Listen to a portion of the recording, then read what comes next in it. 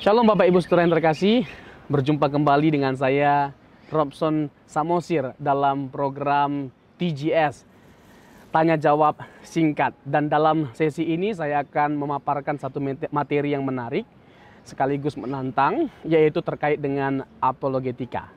Nah, dalam sesi ini saya akan menjelaskan mengenai mengapa apologetika itu penting dan perlu untuk dilakukan. Sebelum saya menjelaskan lebih lanjut mengapa apologetika itu penting dan perlu untuk dilakukan, saya akan memberikan terlebih dahulu penjelasan mengenai apa yang dimaksud dengan apologetika, karena mungkin saja istilah apologetika ini asing kedengarannya bagi kita atau sesuatu yang aneh bagi kita. Makanya menjadi penting bagi saya untuk terlebih dahulu menjelaskan definisi dari apologetika. Nah, apologetika berasal dari bahasa Yunani, yaitu apologia. Apologia kata benda yang berarti pembelaan. Dari kata kerja apologiomai, artinya membela. Di dalam Alkitab secara khusus Perjanjian Baru, banyak ayat-ayat yang menegaskan pembelaan yang menekankan pertanggungjawaban terhadap iman Kristiani. Seperti sebagai contoh 1 Korintus 9 ayat 3. Itu pembelaan pribadi sifatnya, yaitu pembelaan pribadi Rasul Paulus. Lalu Kisah Rasul pasal ke-19 ayat 33, konteksnya hukum. Lalu Filipi 1 ayat 7 dalam konteks Injil, bagaimana Rasul Paulus memberikan pertanggungan jawab terhadap Injil yang dipersoalkan pada waktu itu. Nah, jadi kita dapat menyimpulkan bahwa apologetika esensinya adalah pertanggungan jawab atas iman Kristiani atau pembelaan iman. Nah, lebih lanjut saya mendefinisikan tentang apologetika itu sendiri. Menurut para pakar, seperti contoh R.C. Sproul menjelaskan bahwa perhatian utama dari tugas atau ilmu apologetika Kristen ialah menyediakan pembelaan terhadap kebenaran yang diklaim oleh iman secara intelektual. Orang Kristen tidak perlu atau tidak boleh anti-intelektual. Orang Kristen tidak boleh anti terhadap logika. Karena iman Kristen sendiri, iman kekristenan itu sendiri, itu sangatlah logis atau bisa dilogikakan atau bisa dipertanggungjawabkan secara logis. Dan tidak ada yang salah dengan orang-orang yang menuntut pertanggungjawaban atas iman kita. Orang-orang yang penasaran dengan apa yang kita yakini, orang-orang yang mempertanyakan mengapa sih kita percaya Yesus itu sebagai Tuhan, bukankah dia hanya sekedar manusia? Bagaimana kita bisa percaya bahwa ada orang yang bangkit dari kematian? Bagaimana mungkin kita bisa percaya bahwa Allah itu mati? Kalau Allah itu tidak bisa mati, berarti Yesus bukan Allah karena Yesus mati. Nah, bagaimana kita memberikan pertanggungjawaban atas semuanya ini?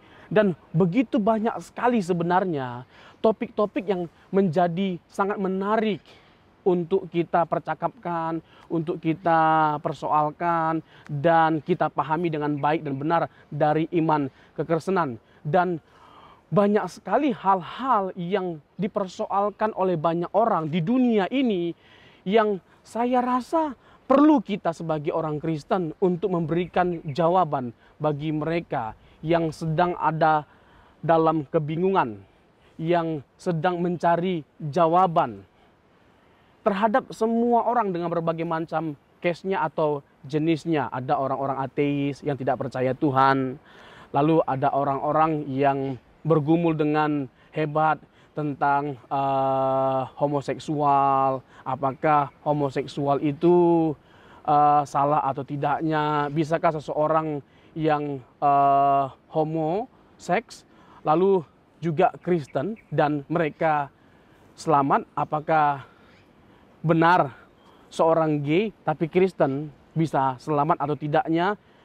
Dan ini sebagian kasus dari begitu banyak sekali kasus yang ada, yang mana perlu seorang apologet yang memberikan pertanggungjawaban atau jawaban atas semua case yang ada atau pertanyaan yang ada.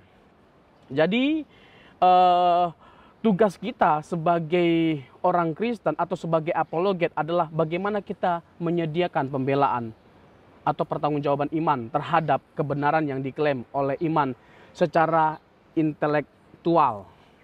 Iman kekristenan itu bukan hanya sekedar teologis, tetapi juga logis.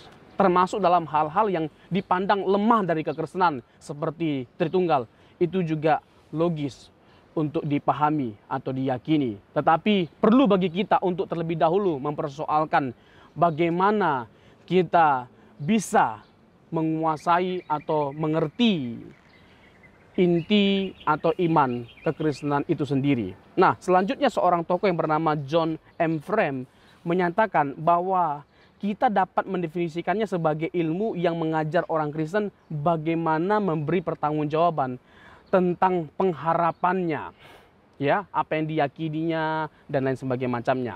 Jadi apologetika adalah bagaimana kita menjawab pertanyaan atau memberikan argumentasi yang logis dan teologis secara sistematis. Dari sini kita sudah dapat memberikan kesimpulan bahwa memang benar apologetika itu penting untuk dilakukan. Apologetika itu perlu untuk dilakukan. Jadi kita juga menjadi perlu untuk memahami atau mengerti bahwa apologetika itu bukan sesuatu yang bersifat debat kusir, ya.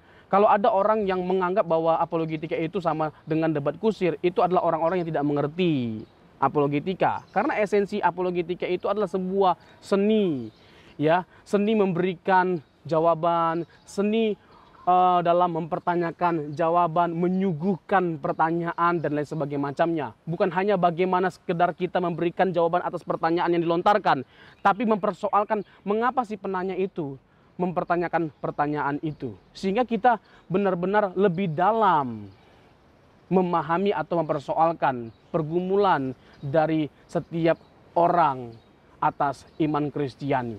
Nah, jadi Bapak Ibu Saudara seiman, melalui pertemuan pertama tentang persoalan mengapa kita berapologetika, kita dapat mengetahui dan menyimpulkan bahwa apologetika itu bukanlah sesuatu yang aneh atau sesuatu yang salah atau buruk sifatnya. Dalam pertemuan selanjutnya saya akan menjelaskan lebih banyak terkait dengan apakah apologetika itu bisa memenangkan jiwa atau tidaknya, atau apa hubungannya apologetika dengan penginjilan. Dan apa tujuan dari apologetika itu? Nanti dalam pertemuan selanjutnya saya akan memberikan lebih jelas tentang semua persoalan ini. Tuhan Yesus memberkati. Besar harapan saya supaya video-video yang dibagikan ini menjadi berkat bagi Bapak Ibu. Bapak Ibu boleh bertumbuh di dalam kebenaran.